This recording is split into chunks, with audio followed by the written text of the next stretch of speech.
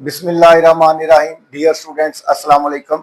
Next exercise है बेटा हमारी एक्सरसाइज नंबर 6.4, जिसका जो क्वेश्चन नंबर 1 है वो है find the following trigonometric ratios without using calculator.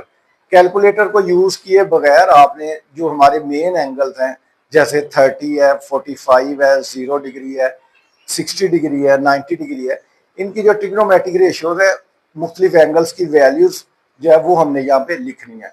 अब उसके लिए हमें अगर ये टेबल ड्रा करना आता तो हम एक अपना ना टेबल ड्रा कर लेते हैं जिसमें एक साइड पे थीटा मतलब एंगल्स हैं, 0 डिग्री है, 30 डिग्री। 30 डिग्री को हम पाई/6 भी कह सकते हैं रेडियन में, क्योंकि हमें पता है कि 180 डिग्री जो है वो 1 पाई के इक्वल होता है। तो 45 डिग्री है, इसको अगर पाई में रेडियन में शो करेंगे तो पाई/4 है, क्योंकि 180 को 4 से डिवाइड करेंगे तो 45 आएगा। 60 डिग्री है, इसको पाई/3 भी कह सकते हैं। पाई 180 है, 180 को 3 से डिवाइड करें तो 60 ही आता है। और 90 डिग्री है, इसको पाई/2 कह सकते हैं, 180/2 90 होता है। अब हम क्या करते हैं, हम इनकी ना साइन, कॉस और टेन की वैल्यूज को फाइंड करने के लिए हम एक राइट एंगल ट्राइंगल ड्रा करते हैं ABC, जिसमें C पे जो है वो 90 डिग्री का एंगल है। अब बेटा अगर हम ये कहें कि लेट्स सपोज कर लेते हैं कि जो A साइड है वो B के इक्वल है, मतलब परपेंडिकुलर और बेस दोनों इक्वल है, तो इसका मतलब ये राइट एंगल आइसोसेलेस ट्राइंगल है, राइट आइसोसेलेस ट्राइंगल है कि जिसमें दो साइड्स इक्वल है। तो याद रखना बेटा, अगर दो इक्वल साइड्स हैं तो उनके ऑपोजिट एंगल्स भी इक्वल होंगे, मतलब यहाँ पे 45 डिग्री आ जाएगा और यहाँ पे भी 45 डिग्री आएगा।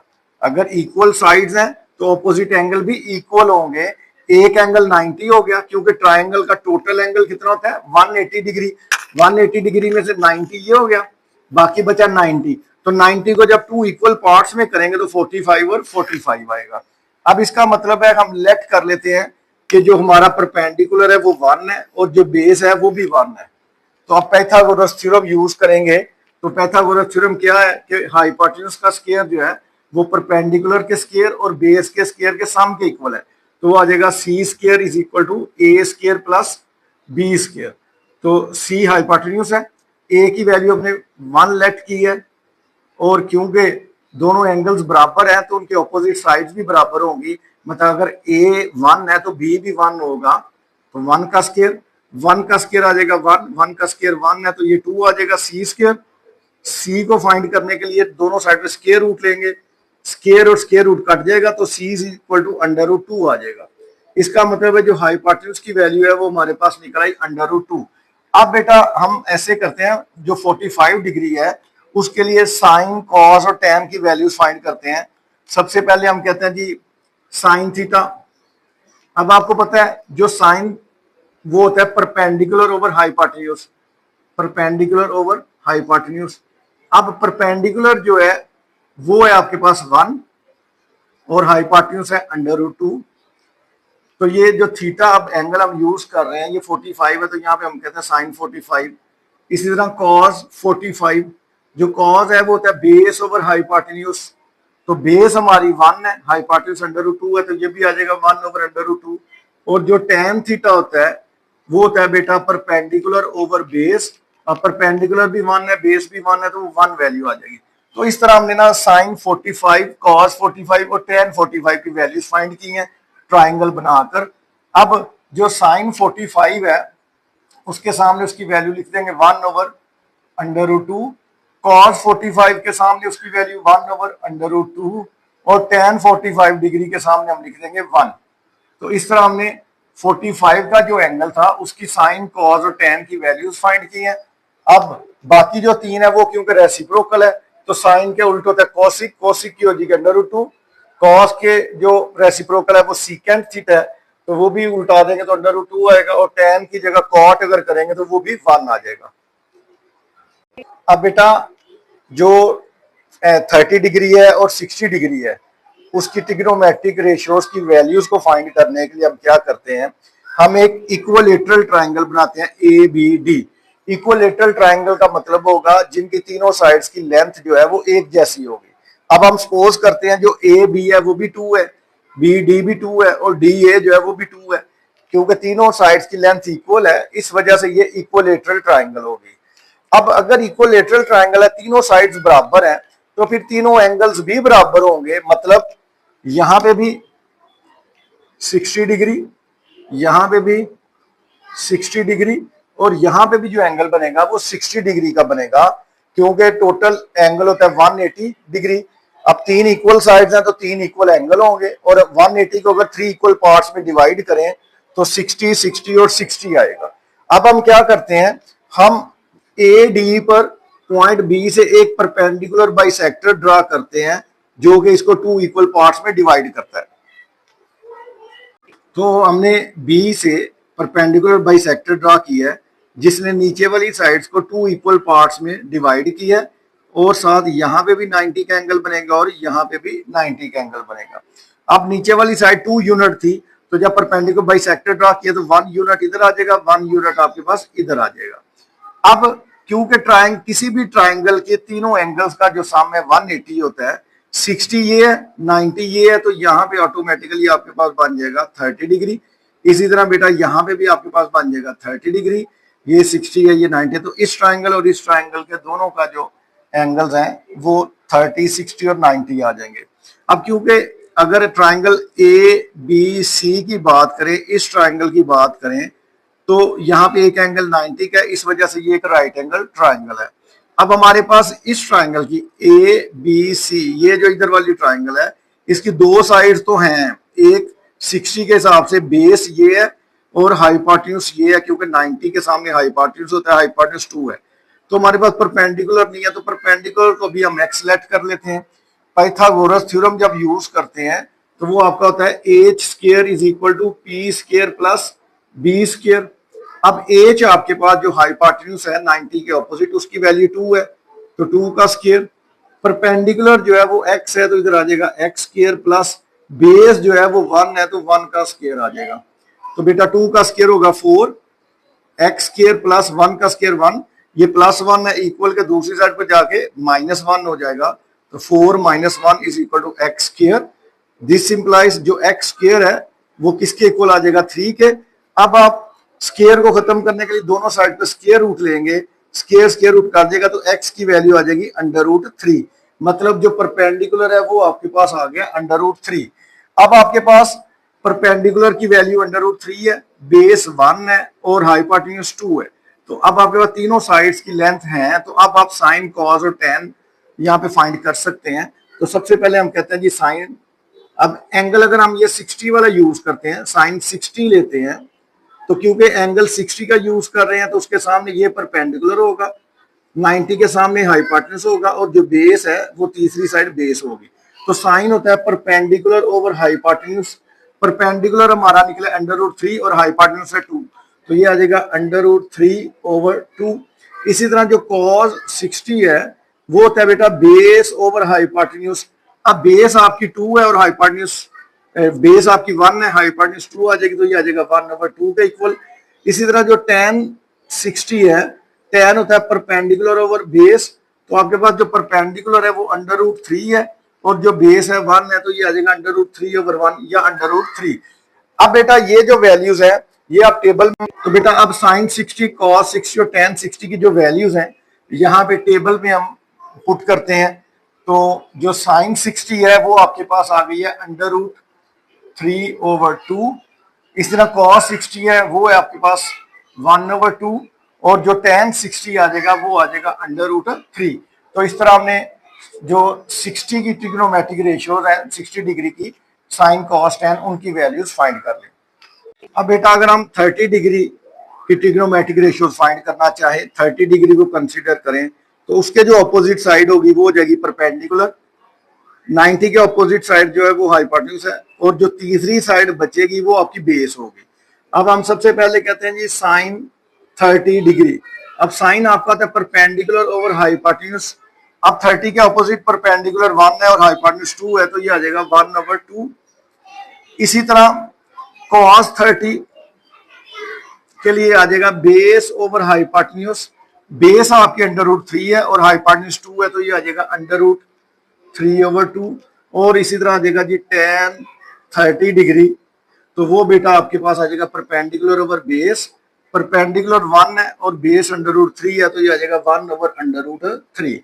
अब ये जो वैल्यूज है 30 डिग्री की, साइन कॉस टैन की, यहाँ पे हम टेबल में पुट करते हैं, तो आपके पास जो साइन 30 है वो आ जाएगा 1/2, कॉस 30 जो है वो आ जाएगा √3/2 और जो tan 30 है वो आ जाएगा आपके पास 1/√3 के इक्वल।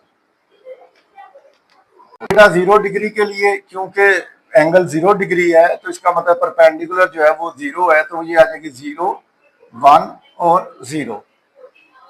इसी तरह बेटा साइन 90 जो है वो 1 आ जाएगा, कॉस 90 0 आ जाएगा और जो tan है 1/0 मतलब वो आपके पास इंफिनिटी आ जाएगी। तो बेटा हमारा जो स्पेशल एंगल थे या मेन एंगल थे हमारे 0, 30, 45, 60, 90, उनकी साइन कॉस टैन की वैल्यूज हमने यहाँ पे फाइंड की है। अब साइन का रेसिप्रोकल कोसिक है, तो वो इन वैल्यूज को अगर उनका रेसिप्रोकल लेंगे तो कोसिक की वैल्यूज आ जाएंगी, सीकेंड के लिए कॉस का रेसिप्रोकल आ जाएगा और कॉट की जो वैल्यूज फाइंड करेंगे तो टैन की वैल्यूज का रेसिप्रोकल होगा। अब हम एक्सरसाइज नंबर 6.4 के क्वेश्चन नंबर 1 की तरफ चलते हैं, जिनमें ये वैल्यूज हमने डायरेक्ट पुट करनी है। तो बेटा एक्सरसाइज 6.4 का क्वेश्चन नंबर 1, कैलकुलेटर के बगैर आपने जो वैल्यूज हैं वो लिखनी है। तो ये टेबल अभी अभी हमने ड्रॉ किया है, वहां पे वैल्यूज जो है वो फाइंड करके लिखी हैं, तो आप बेहतर है कि ये वैल्यूज को जुबानी याद कर लें। तो साइन 30 की वैल्यू वहां पे आपके पास है 1/2, जो कॉस 30 की वैल्यू है वो बेटा आपके पास है √3/2।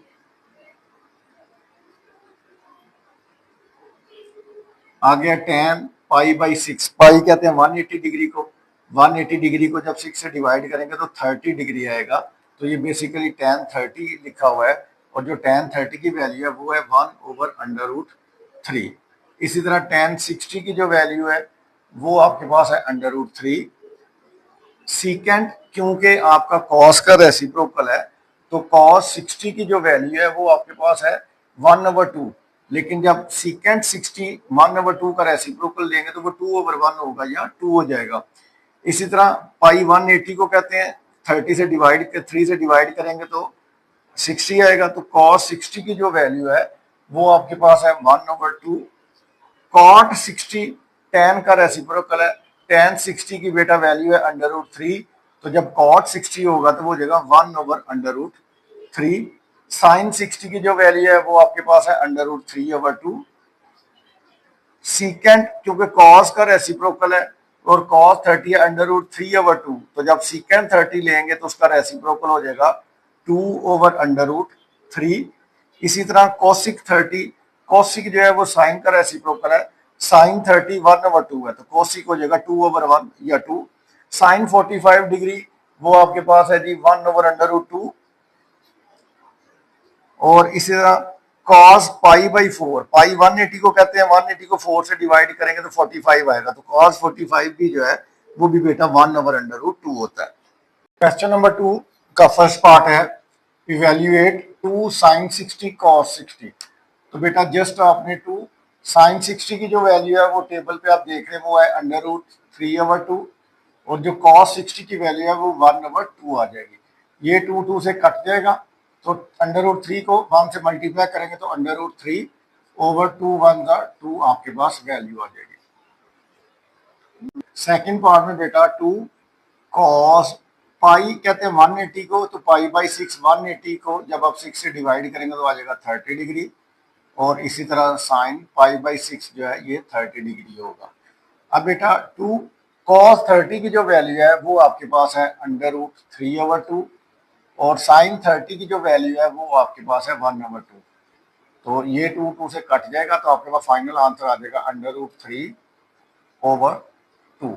नेक्स्ट पार्ट, थर्ड पार्ट में बेटा 2 साइन 45 की वैल्यू है 1/√2 प्लस 2 cos 45 की वैल्यू भी 1/√2 है, तो 2 बेटा दोनों में से कॉमन ले लें, बाकी आएगा 1/√2 प्लस 1/√2। 2 यहाँ पे बेटा आप एलसीएम ले लें 2 का, ऊपर आ जाएगा 1 + 1, तो 2 × 2/√2 आ जाएगा। अब 2, ये जो 2 है इसको under root 2 into under root 2 लिख सकते हैं, अंडर रूट 2 का स्क्वायर, नीचे अंडर रूट 2, ये अंडर रूट 2 से कट जाएगा तो आपके पास आ जाएगा 2 under root 2 final answer. Fourth part में बेटा साइन 60 की जो वैल्यू है वो आपके पास है अंडर रूट 3/2 और कॉस 30 की जो वैल्यू है वो भी आपके पास है अंडर रूट 3/2 प्लस कॉस 60 की वैल्यू है 1/2 और साइन 30 की वैल्यू भी 1/2 है। अंडर रूट 3 को अंडर रूट 3 से मल्टीप्लाई करेंगे तो अंडर रूट 3 का हो जाएगा स्क्वायर, ओवर में 2 को 2 से मल्टीप्लाई करेंगे 4 प्लस 1 1 जार 1 2 2 जार 4।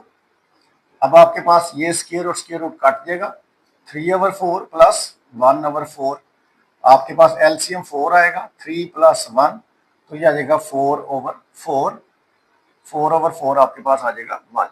इसी तरह फिफ्थ पार्ट में देखें तो सबसे पहले cos 60 की वैल्यू है वो है 1/2, cos 30 की जो वैल्यू है वो आपके पास अंडर रूट 3/2 माइनस साइन 60 की वैल्यू है अंडर रूट 3/2 और साइन 30 की वैल्यू आपके पास 1/2, तो ये हो जाएगा अंडर रूट 3/2, 2 हो जाएगा 4 माइनस अंडर रूट 3 को 1 से करेंगे तो अंडर रूट 3/4, एलसीएम में आपके पास आ जाएगा 4, तो ऊपर under root 3 minus under root 3 में से अंडर रूट 3 माइनस करेंगे 0/4, 0 divided by something is equal to 0 आपका आंसर आ जाएगा। सिक्स पार्ट में बेटा साइन 60 जो है वो अंडर रूट 3/2 है, cos 30 भी अंडर रूट 3/2 होगा, cos 60 जो है वो 1/2 आ जाएगा और साइन 30 जो है वो भी 1/2, तो वैल्यूज पुट कर ली, अंडर रूट 3 को अंडर रूट 3 से मल्टीप्लाई करेंगे तो अंडर रूट 3 का हो जाएगा स्क्वायर, ओवर में 2 को 2 से मल्टीप्लाई करेंगे तो 4 माइनस 1 1 जार 1 2 2 जार 4, यहाँ पे स्क्वायर और स्क्वायर रूट कट जाएगा, 3/4 माइनस 1/4, आपके पास 4 एलसीएम आ जाएगा, 3 माइनस 1 तो ये आ जाएगा 2/4 विच इज इक्वल टू आ जाएगा 1/2 आपका आंसर। cos 60 की जो वैल्यू है वो है आपके पास 1/2, cos 30 की वैल्यू है अंडर रूट 3/2 प्लस साइन 60 की जो वैल्यू है वो आपके पास अंडर रूट 3/2 और साइन 30 की वैल्यू है 1/2, तो ये आ जाएगा under root 3/4 plus under root 3/4, आपके पास 4 एलसीएम में आ जाएगा, under root 3 plus under root 3 आ जाएगा, 1 under root 3 plus 1 under root 3 करेंगे तो 2 अंडर रूट 3/4 आ जाएगा, 2 1 जार 2 2 2 जार 4, तो आपका फाइनल आंसर आ जाएगा अंडर रूट 3/2।